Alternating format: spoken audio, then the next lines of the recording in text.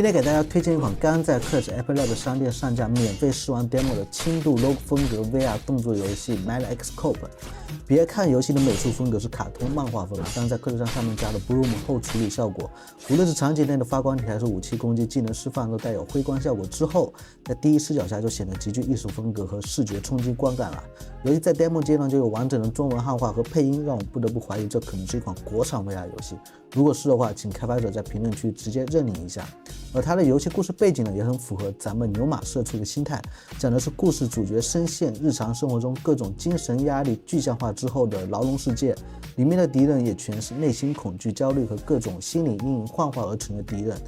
比如西装笔挺的机器人老板、摄像头形态的飞行机械哨兵。为了打败这些精神梦魇 ，VR 玩家在游戏中所装备的主副武器分别代表多种近战和远程的技能，可以结合不同元素加成效果，使得战斗风格更加多变。有着爽快的砍杀激战，并主打格挡弹刀的核心机制，让对战保持技巧性的同时，还能有着流畅的动作节奏，手感算是在非物理效果驱动的 VR 动作游戏里数一数二的了。那 Mad X Cop 完整版计划于2024年中期在 Quest、PC VR 和 Pico 上发布，而它的 demo 版本目前就已经足够让人印象深刻了，强烈推荐大家来体验试玩一下。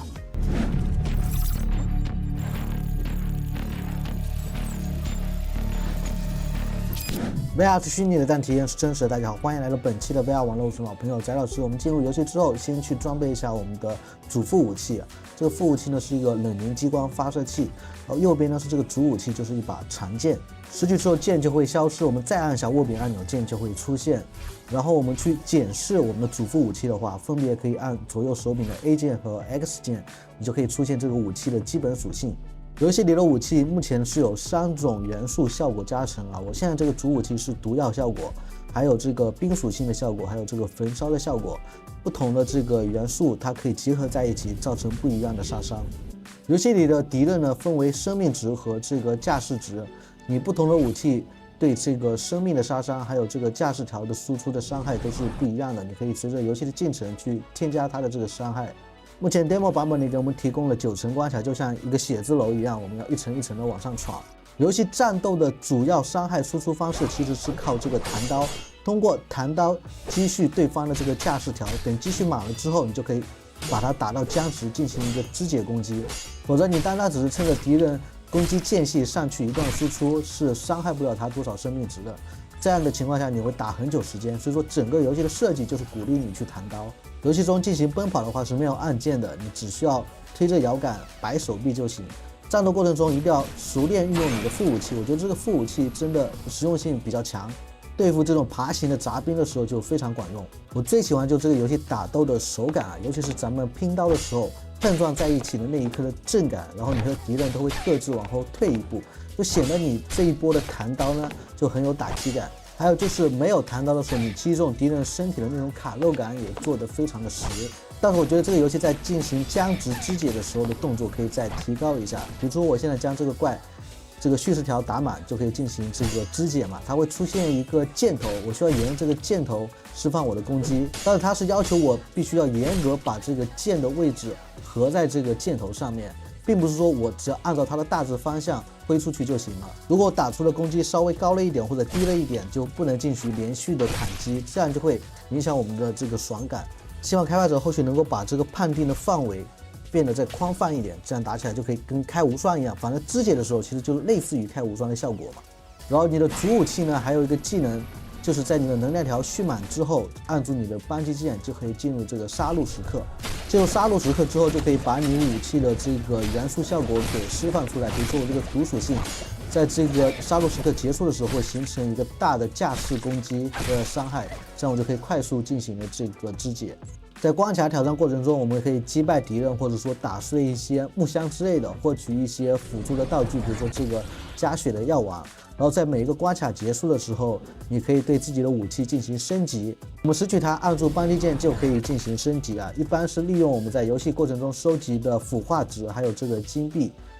基本上就是副武器跟主武器的不同属性的这个加成。当我们获取了多个副武器之后，就可以进行切换。切换的方式是按住左手柄的 Y 键，按住的同时，只要按这个副武器的方向向上、向左、向右甩一下，你就可以把副武器给切换过去。目前副武器呢有这样几种用途，第一个就是这个盾牌可以帮助你抵挡攻击，第二个就是这个喷火器，如果你把这个喷火器加了一个冰属性，它就会变成一开始的这个冷凝效果的激光器，这个我觉得是非常实用的一个副武器效果。还有就是这个钩锁，你把敌人拉近的同时也能制造一个爆炸，这样就会带来一个群伤效果，也是比较实用的。不过我觉得比较可惜的是，这个游戏不能跳啊！它在游戏里有一些就是在空中飞行的这种监控摄像头，我觉得如果能跳起来击打的话会好很多。现在比较尬的就是，有时候我甚至觉得自己它在天上飞的时候，我都砍不到它，只能用这个副武器进行攻击。希望开发者后续能够添加这个跳的动作。还有就是可以增加一个快速闪避的按键。实际上在这个游戏的场景里面都是室内的，然后所有的敌人其实都是比较属于那种攻击性比较强的，他会一直逼着你，然后又是因为它的空间范围比较小，有时候你被他逼着之后就不好施展。所以说，如果能加个一个快速闪避的键的话，能够让玩家充分的运用空间距离来进行攻击。像我现在打这个铁锤大妈，我在这边已经死了5次了，